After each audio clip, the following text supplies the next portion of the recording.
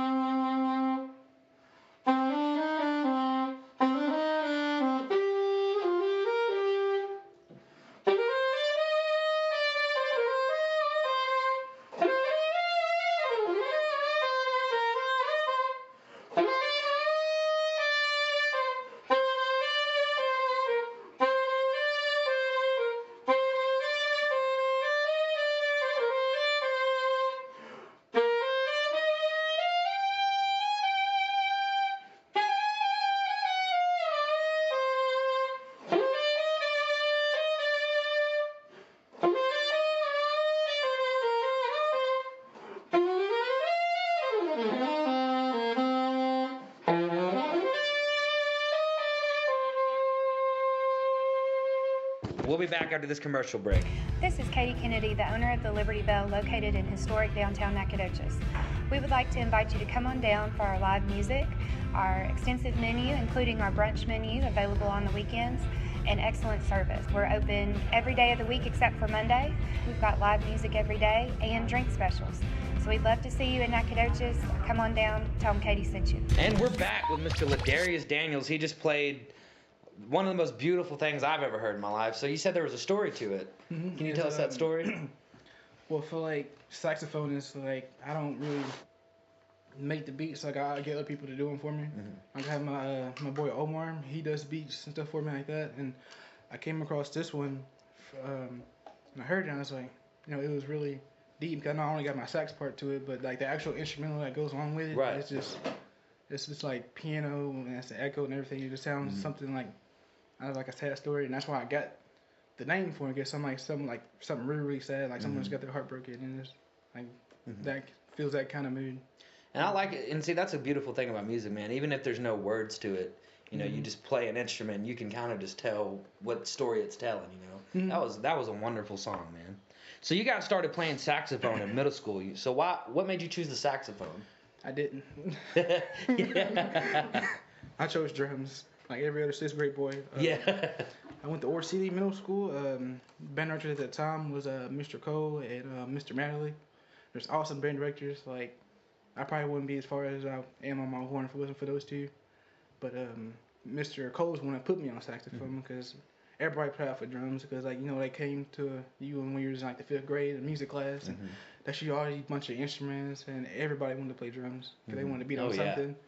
So when we finally got the time to try it out, and of course, everyone, you know, drummer, everybody tried to drum. So I had to pick, like, or not put everybody else where I think they needed to be. So I came through them other drums. Oh well, I know you want to play the drums, but you don't have enough rhythm, so we're going to put you on saxophone. So I was like, okay, that's fine with me. Then I started playing alto, but then he said my hands were too big, so he put me on tenor. So that's when I've been playing for my majority of my high school and stuff.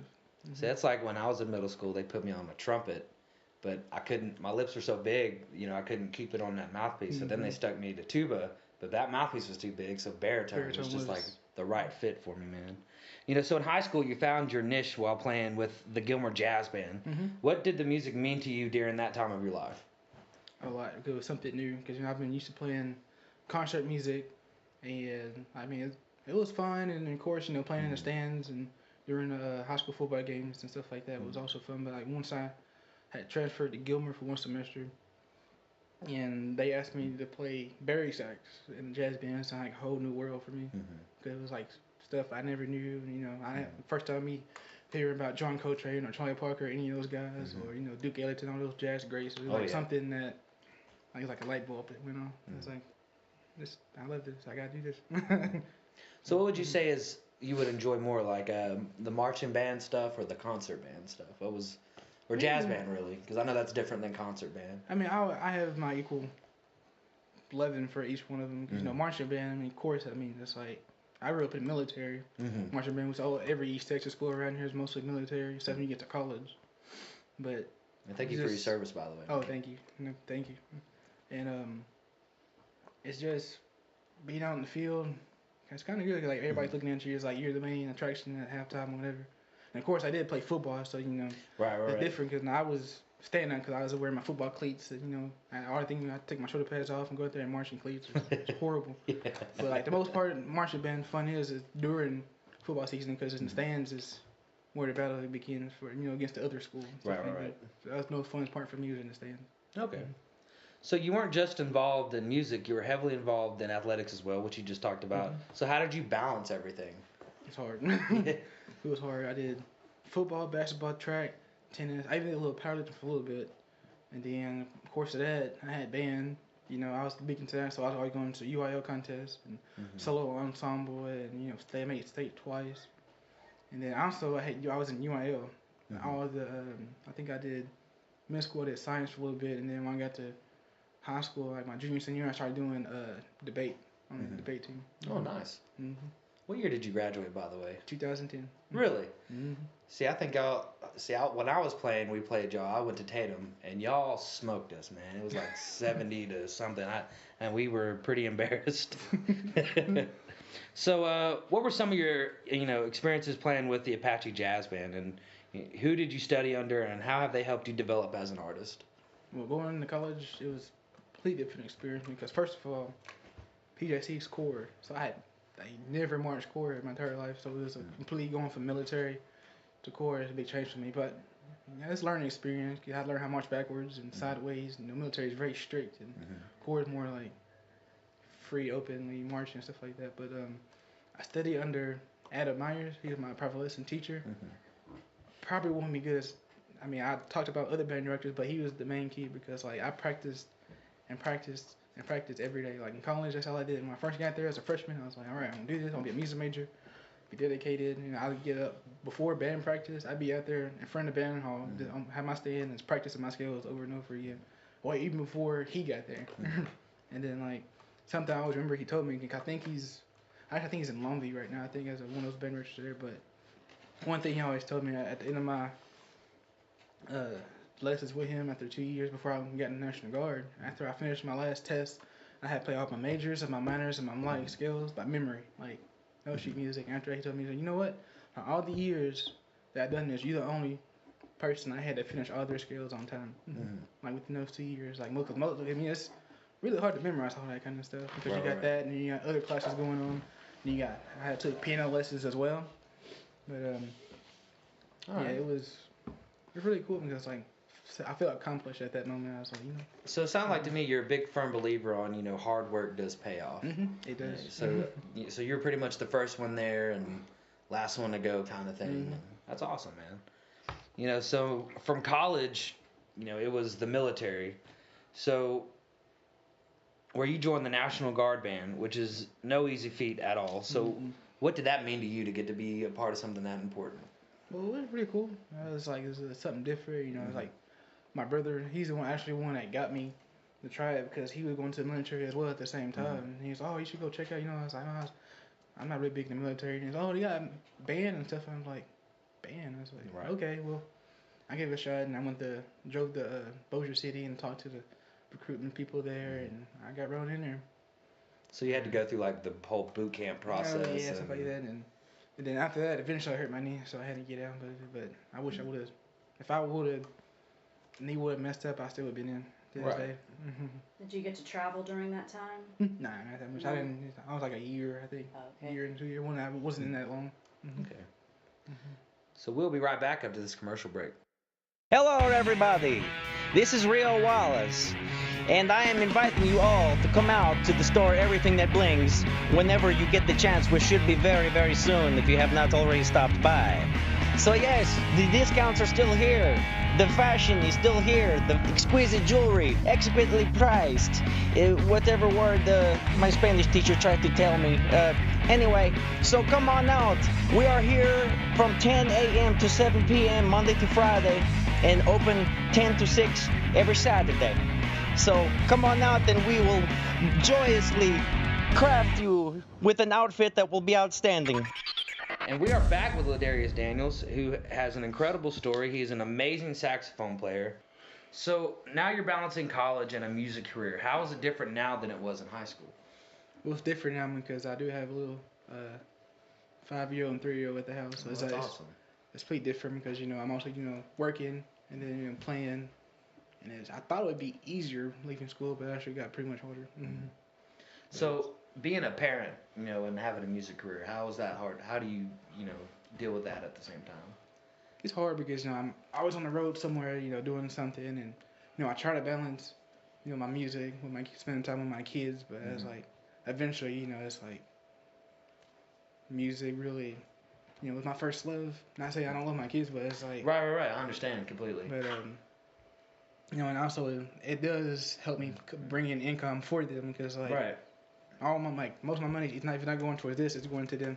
Right. So I mean, I'm a father too, man. I have a little 2-year-old, and one thing I've always been firm on is, I had a dad who was a musician who wasn't around. What I would have loved is, to be a part of that, So, do you like keeping your, letting your kids play and you play with your kids and stuff? Blowing my mouthpieces and everything. Oh yeah, that's awesome. Oh yeah. So, do you think your experiences back then are helping you now? Oh yes, definitely. Like the most thing that helps me out is probably me practicing every day like that, doing my skill. Cause like I go and sit with a bunch of bands down, and then I had to give me a key. I'm like, all right, and like everybody's like, oh wow, you're great. I was like, I just know what key I'm in. I was like, those. I mean, practice that really, I probably wouldn't be as good as I am if it wasn't for practicing like that back then. You hear that, everybody? You have to practice to get better. Practice. So how do you keep busy as a jazz musician in an area that's predominantly country and rock? It's really hard. But the most advice I got was from a guy. I bought shirts and stuff from him, whatever, named Gabe. Because he came up to me when I was playing with the Richard Stewart band. And sitting in, he was like, man, it's like, you need to play, man. You need to play louder. And I was like, well, I mean, some of the stuff is country, some of it don't fit in with sax, and just keep playing. It's like, no matter what. And I kept playing.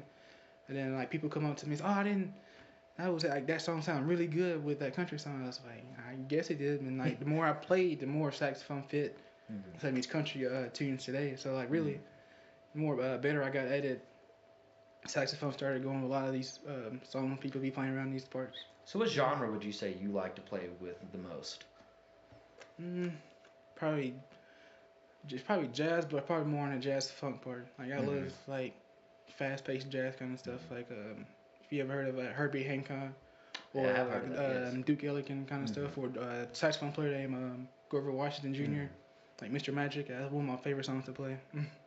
See, the first time I kind of fell in love with the saxophone, I watched this, it's called Get On Up, the James Brown movie, and just how everything was pretty much a drum to him, but he would like tell the saxophone, what instrument do you have? He's like, a saxophone. He goes, no, that's a drum. But I mean, I just loved how it was almost like he was a DJ in his own head. He's like, I want this here and this here, and he played on the offbeat, and it was amazing. So you've come a long way since middle school. So what does the music mean to you now, and has its role in your life changed since then? It's still the same way. Like when I started playing saxophone back then, first I was a little bit hectic about it 'cause I still sad about not playing drums. But the more I played it, the more I fell in love with it, the more I wanted to do it. So by the time I was like a senior, I was like, I didn't know anything else to do but saxophone. I mean, I had a chance to go play football at some little junior college somewhere and get scholarship doing that, but I was like, I'd rather do this. And I was like, I think I was way better musician than I was a football player. And then, so it's safe to say you pretty much figured out that music was your passion. Yeah. Now my hashtag sax is life for me. See, you found out at the right time, because I found out I loved to sing as my junior year, and that's when I decided to tell my coach, hey man, I don't play football no more because I want to go sing in choir. And he looked at me like I was crazy. Like, what? So hey guys, Boston Chris here. I have a question for you, LaDarius, and I'm really curious about. You said earlier in the show that saxophone wasn't your first choice. It was kind of like it happens a lot with public school marching bands. You just kind of get what you get. So I'm sitting here listening to you talk about people like Herbie Hancock and Duke Ellington and all these other great musicians that you've named. It sounds to me like because this was thrust on you at first, you cultivated a love for it, though, over time, and you've kind of reached out to these musical influences that maybe weren't naturally there for you at first. So what do artists such as yourself have to do in order to kind of create that love for something that maybe wasn't your first choice? Just try to get more interested into it. It's like go and like look at other artists play, whatever. So like when I started playing jazz in Gilmer, I was started playing Barry sax. I was okay. I was like, they would give me like pieces. And I was like, okay, who's this person? Now who wrote this song? So, oh, well, Herbert Hancock did this one, or Duke Ellington. Different musicians. So I go look them up, and I go, okay, these guys doing this. And I look at their saxophone parts and who actually played sax for them. That's when I started doing. I found out who John Coltrane was because he played sax for Duke Ellington. And I did an album together, and I was just like, so like fell in love with the way he played. So like really. Alto, I play most of the time if you see me anywhere else, but like tenor was my first love because I fell in love with John Coltrane the way he played. And try to tell people what the differences are between alto and tenor. Oh, well, alto is in E flat, tenor is in B flat. It's just, tenor to me, I call it the best of both worlds because it's like right in between, soprano and alto and tenor right there and buried, and there's a contrabass. So like tenor is like right there in the middle so you can hear all the high notes and still be able to hit those low jazzy notes everybody like to hear. Exactly. And I know the first time we met was when you were part of Richard's store, and I know Richard has kind of been in and out of Lodi's jam band as well as a bassist for you. So, I remember the first time I met you, I was like, man, Richard has a saxophonist, man. What's going on here? And I was like, like you said, you kind of pick up on that vibe, and the vibe works depending on what's put around that, So, yeah. What you're doing is you're putting out jazz, but at the same time you fit wherever you need to fit, and that makes you a very versatile artist. So how do you stay so versatile? Listening. That's the main thing. I listen first. Like before I go anywhere, if I've been playing Richard for a long time, but I still go when he starts playing, I just sit there and listen and see what he's trying to do, and see where I can fit in, and it just eventually works out. So. Tell us about Lodi's jam band. Who are the members? What is your style, and how does it differ from your solo sound? Well, Lodi's jam band I built because I started doing solo stuff when I first got out the Army. I was like, okay, I still want to play, so I got enough money to get a saxophone. So I started trying to make a band. So I had and actually, Lodi is a really really long story how I got that name. Cause I didn't have that when I first started the band. I just tried to get something together. So I had met. This guy, I looked at a club, Player's Choice in Longview.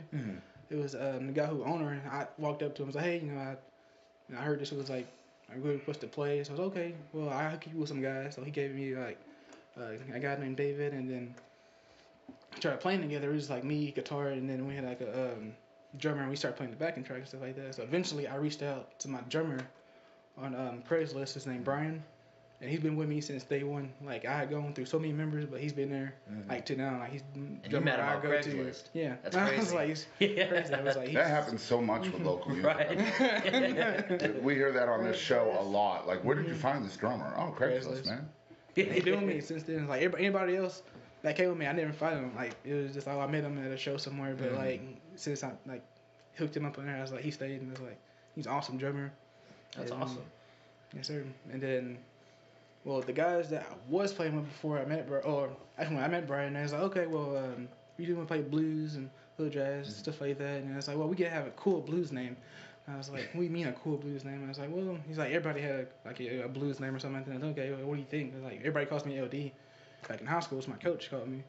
And I was like, well, since your initials are LD, and I was like, we'll call you Lodi. I was like, why Lodi? Because we always play in the key of D, man. I was like, that's all we know is the key of D. I was like, you saxophone, so you hit the low notes. So I was like, okay. So I stuck with that. So Lodi is actually just, I know it's on my initials, but actually a key signature, a blues key signature that we always play in. I think it's when amazing. We first started. That's an amazing name.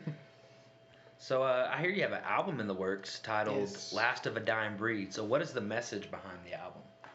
It's basically what it says. It's like jazz has gotten so far from like back in the 50s and 40s. I mean, that was the pop music of back then, which is now today. It's like all the swing stuff, all the blues, jazz, and stuff like that.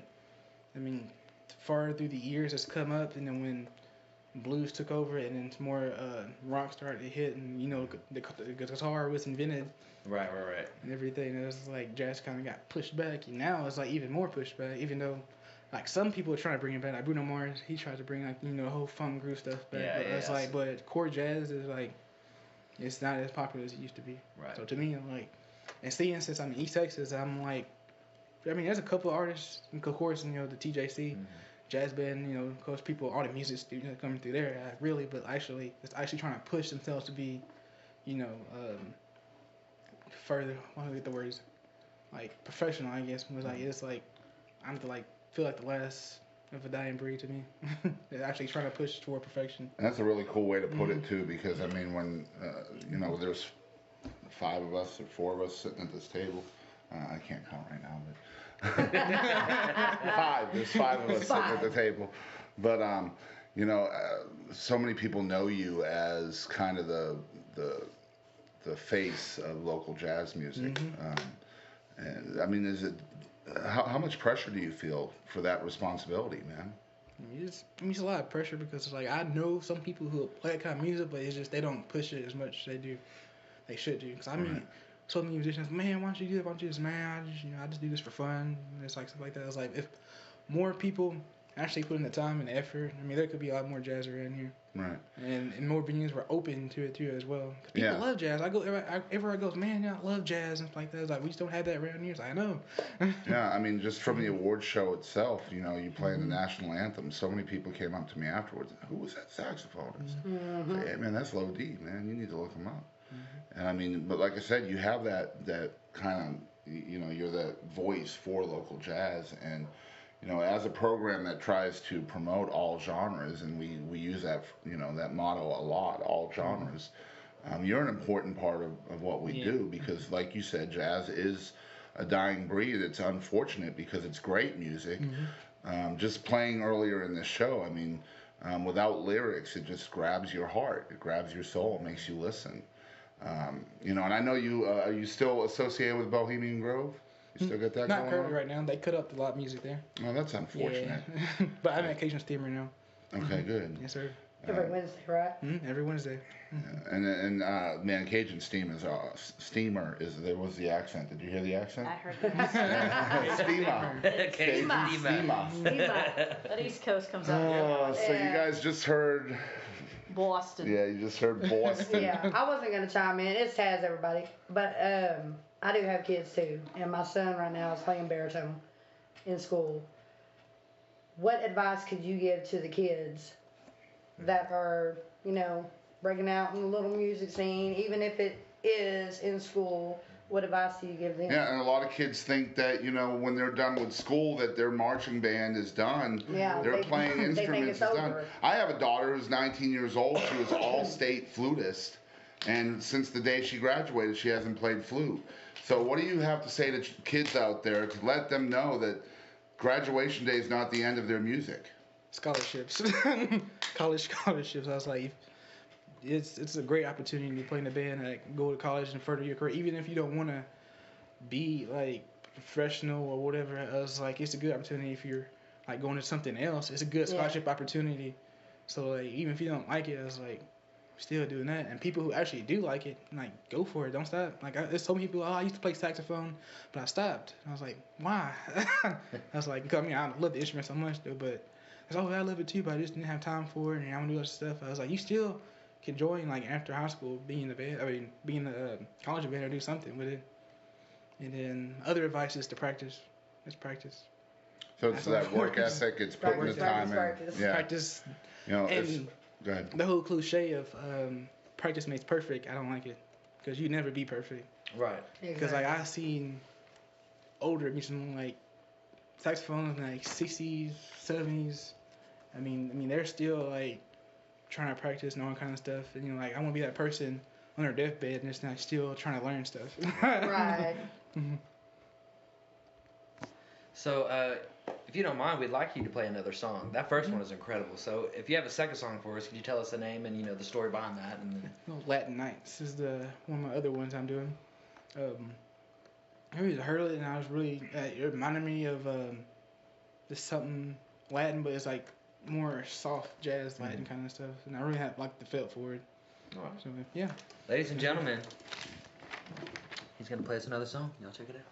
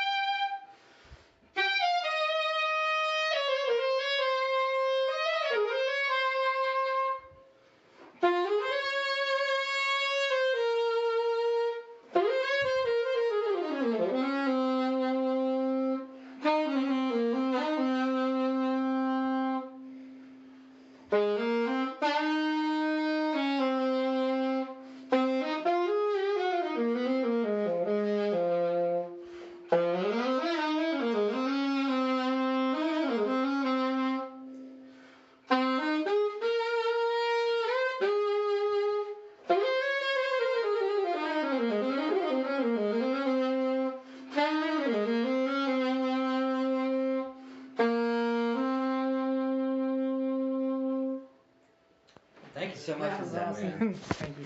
What an incredible song. LaDarius Daniels, everybody, he is phenomenal. Y'all heard it from here first.